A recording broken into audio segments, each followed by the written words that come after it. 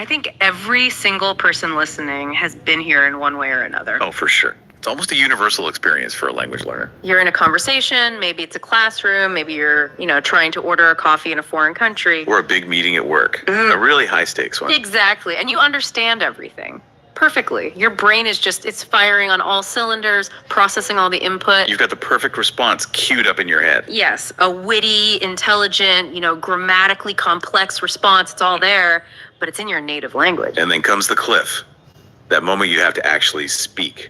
That's the word for it, the cliff.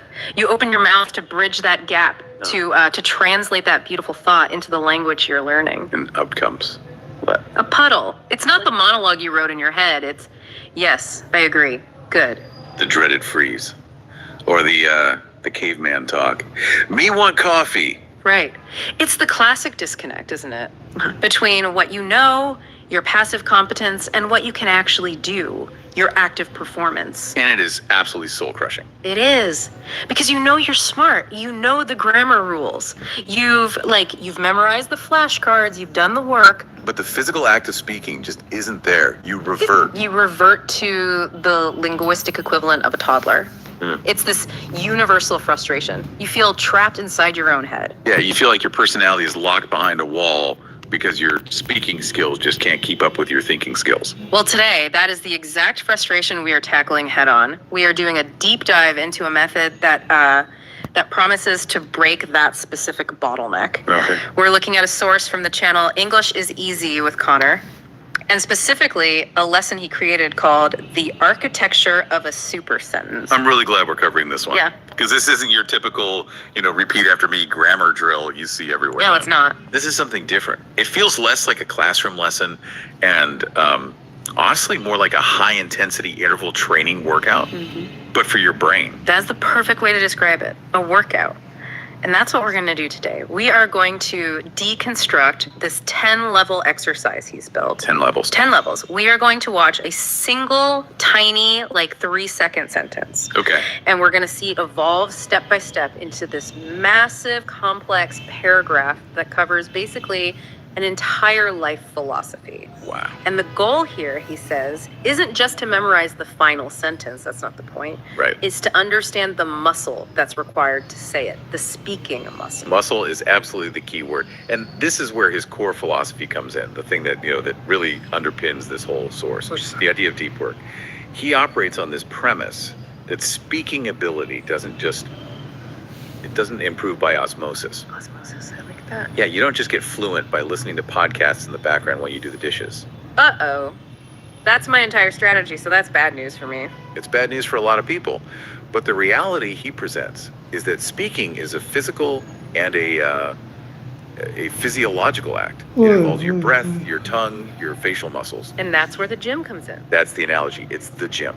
Let's unpack that analogy before we even look at the first sentence. Because, when teachers compare learning to exercise, it can feel a little cliche. It can.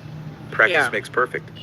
But he gets really specific about the mechanics of it, which I think makes it powerful. How so? He compares spoken English directly to training your biceps at the gym. Think about it. Okay. You can read every book ever written about weightlifting. You can watch 1,000 videos. You can understand the biomechanics of a bicep curl.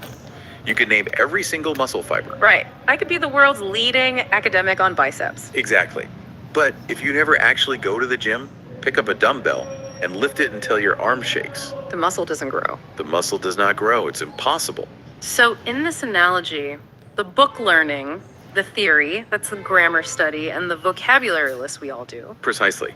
We know the rules. Yeah. But the lifting, the actual physical act, that is the speaking. And what he's arguing is that most people just keep reading the book, hoping their biceps will magically get bigger. That's it. The source argues that spoken English is a muscle that absolutely requires tension to grow. Resistance. If you aren't feeling that resistance, if you aren't struggling a little bit to get the words out, you aren't actually training. You're just reviewing. You're just reviewing. You're staying in your comfort zone. Okay, so if speaking is the dumbbell, what's the specific exercise? He prescribes a very specific one called shadowing. Now, I've heard this term thrown around in language circles for years. Oh, yeah. But I feel like a lot of people get it wrong. What's his definition of it? It's a very let's say, aggressive form of shadowing. A lot of the time, people think shadowing means, you listen to a sentence, you pause on the audio, and then you politely repeat it back at your own comfortable pace. Right. That's what I thought it was. I says, that's not shadowing. That's dictation. It's a memory exercise. So what's the real deal? What's the deep work version? Real shadowing, the kind that actually builds muscle, means you are speaking with the instructor at the same time. I says, that's not shadowing. That's dictation. It's a memory exercise. So what's the real deal? What's the deep work version? Real shadowing, the kind pause on the